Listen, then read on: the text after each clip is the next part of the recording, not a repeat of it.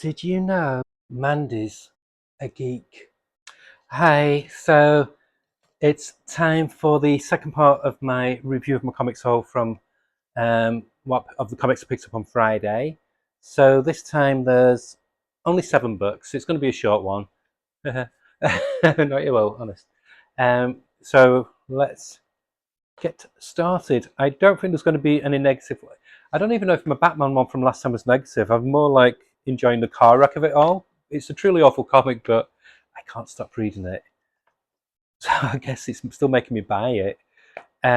So let's start off. We'll start with the indies. First up, we've got from Oni, one of the EC titles, Epitaphs from the Abyss, number 11. Love that cover.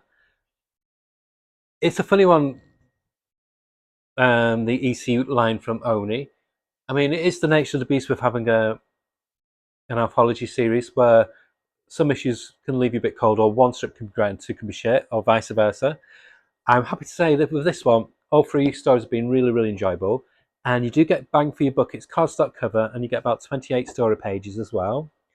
So it's got a really good high talent count in this one. So first story is Pruning Lessons by Greg Pak and art by Dan McDade. Second story is Ill Temperance by Jay Stevens and art by Dave Rubin. And final story is She Consorted with Devils by Stephanie Phillips and art by Christopher Mitten. It's all really high quality stories. I love the intro as well. Pruning Lessons was really, really good. A nice, dark, sick, and twisted tale of revenge. Um, very much with the tongue firmly in cheek. This one was very classic EC in tone. I think this might be my favourite story, but I did enjoy all of them. So I give this story a 9 out of 10. Then Ill Temperance was a fun story, had a clever twist, but I kind of knew the twist was coming by the third page, but still satisfactory. But I'd give that a 7 out of 10 because, like I said, it was a bit more predictable than the first one. And then the final one, She Consorted with Devils, is like a twist on the old Witchfinder storyline. Really gorgeous art by Christopher Mitten. Again, very satisfactory. So again, 8 out of 10. So on a whole, I would give this 8 out of 10. And there's one more issue, then they're going to rest it for a bit, and then there's going to be a new series coming out, and then a new run of Cruel Universe as well. So they're going to be like just rotating the titles, which is great. That's what EC used to do. And yeah, still really enjoying. I'm glad that I'm sticking with the EC titles. There's a new mini coming out called Blood Type, which is a spin-off of one of the characters from this. I'm not sure if I'm going to get that. I'm going to look in the shop first because I like the short little stories, but I don't know if it'd work as a mini series, so we'll just see. And then from Image, we have Redcoat. In the UK, we've not had this week's Image, so this is one from last week, I think it was. So this is by this week, I mean the week just gone. This is by Jeff Johns and Brian Hitch and Andrew Curry. I think Redcoat is slowly but surely becoming my favourite of the Unnamed Universe. This is my favourite of the Jeff Johns books, written books from Ghost Machine. Didn't used to be the case. It used to be Geiger, and then it was Hyde Street, and then it was this. But this is slowly knocking the others to the side because the storyline is getting much more timey-wimey, dealing much more into the lore, whereas Geiger just feels like sometimes it can feel a bit static or just back.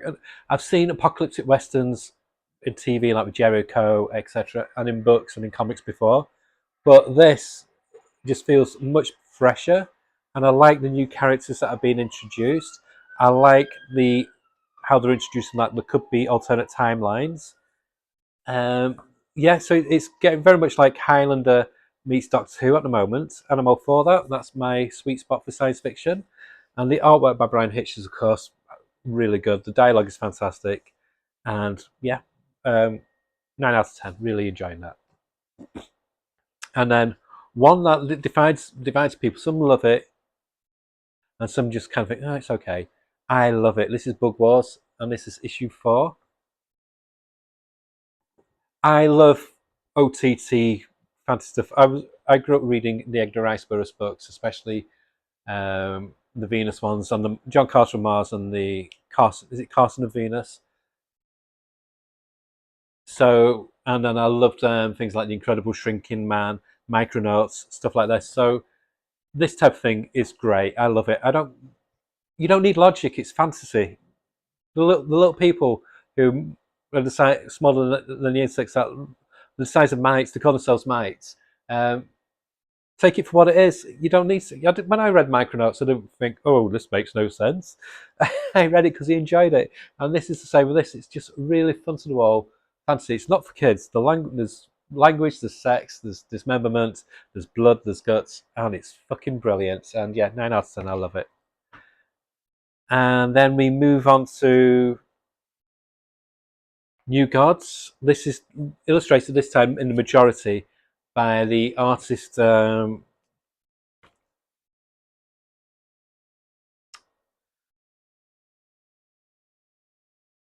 Andrade, who did Rare Flavors and The Many Deaths of Layla Starr with Ram V. So it's very trippy. It's very almost like soft, pastel-y psychedelic imagery. So it's focusing on the Black Racer, trying to guide Light Ray into the afterlife.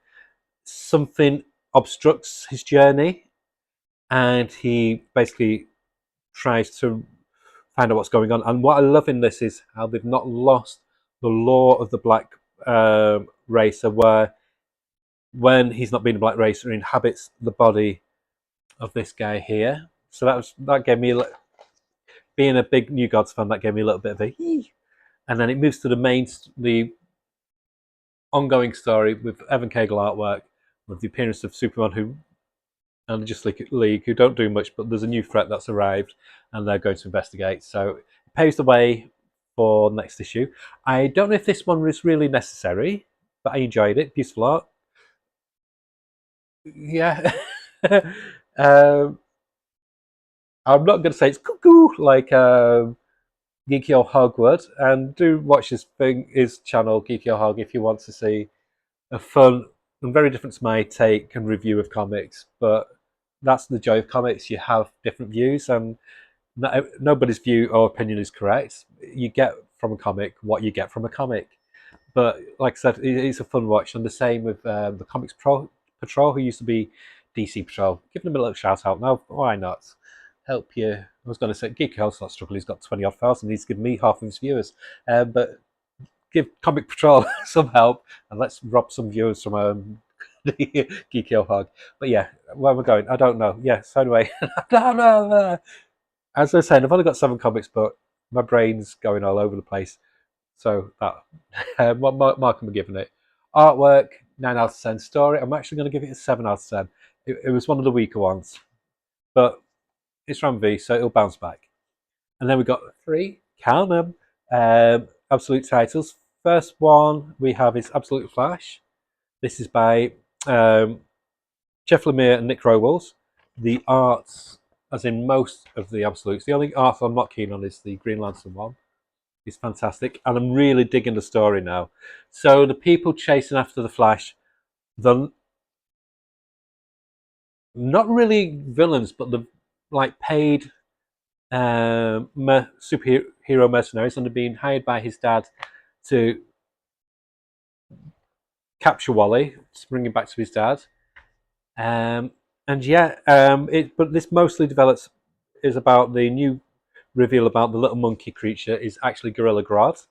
And they form this psychic bond, him and Bong. That could be a whole different story. This psychic bond, him and Wally West. I love the use of how they draw speed in this as well. I love it. I'm just really enjoying it. I love the very weird sci-fi feel to it, but it feels much more grounded than the current Flash comic by Si Spurrier, which I gave up on. I was enjoying it, but it was just a bit too dense. It wasn't an easy read, so I'm going to trade right for that. And I'm waffling again, so get back to the comic. The art is great. It's a very quick read, but some comics are, and I still love it. And I'm going to give this an 8.5 out of 10. And then the top comic of this week torn. It's these two. They're both 9 out of 10. So first up, we have Hayden Sherman coming back on the art duties on Absolute Wonder Woman with Kelly Thompson doing the writing as per usual. I love the new character of, is it Dr. Yeah, Dr. Poison. Fantastic name. Very camp. Very much of a Hellboy character. It's this woman whose body is just this gas, this this ethereal gas. So they've got her in this containment suit, and they're basically making her work for them. It's a secret organisation, basically making them work for them by promising her a better, more modern suit. They've got it made already, but they keep saying, "No, it's not ready yet. It's not ready yet. So you need to do some more work for us." And then Wonder Woman shows her friends, her little group of friends, the place what she owns in our world. Look at that layout, and she's doing this spell. Look at that layout. That is just fantastic.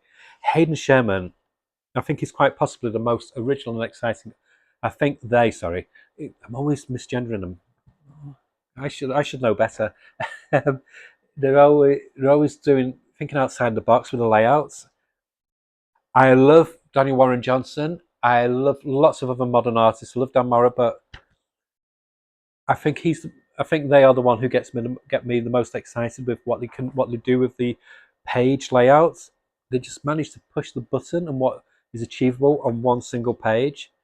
And this is creepy as fuck with these like robotic spiders who just basically crawl over and swamp Wonder Woman. If you're a bit of an arachnophobe, it'll bug you out, it'll creep you out.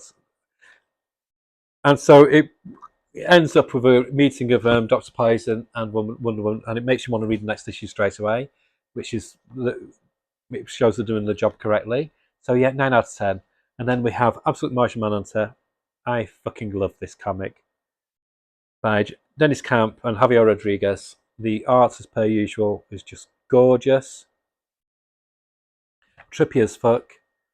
And yes, I'm dropping a few F-bombs, but I think it's encouraged when you read something like this.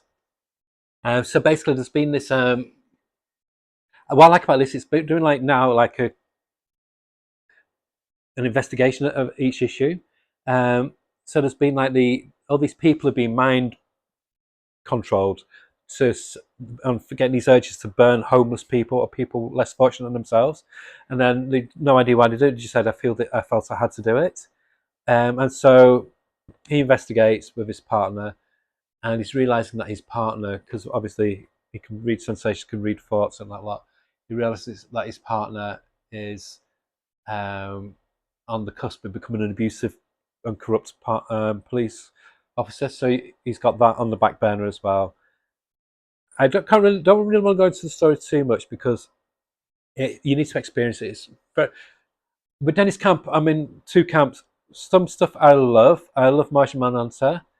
I'm enjoying Ultimates. I wouldn't say I love it. I'm enjoying it. The reason I don't love it, I absolutely hate.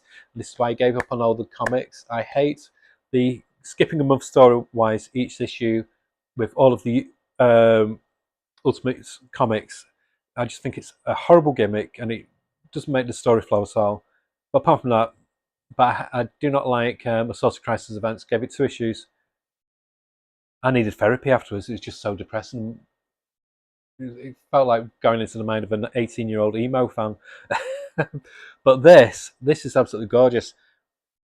What's weird is I'm not getting comparisons to comics.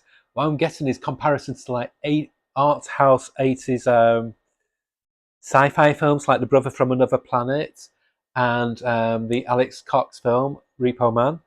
It's that kind of punky new wave kind of vibe to what you can do with a science fiction theme where it's out there wacky weird sci-fi, but it feels really grounded at the same time. Whilst it's like Hunter S. Thompson writing Star Wars kind of thing, and I'm loving it. Yeah, so another 9 out of 10. So it's been a fun batch of comics this past week. Thing is, though, that's what it should be like anyway with a review. If you notice, not a lot of my comics get bad reviews, or if you get a bad review, I won't hate reading the following time. You just see like not in my pile the following week. I've just given up on them. If I if I'm not enjoying it, I'll stop it. I'm not going to bitch about it. But then again, with Batman, which is in my brain all the time now, some comics are so bad you've got to carry on with them.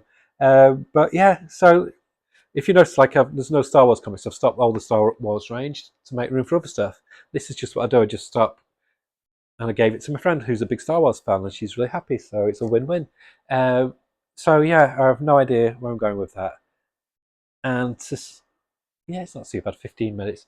So that's it for my weekly comic recommendations. I'm mulling about in my head. I Let me know in the comments if you'd be interested in this, because it will be basically just me talking to the camera. There won't be any like illustrations because I'm just not. I'm a technophobe. I don't know how to do that.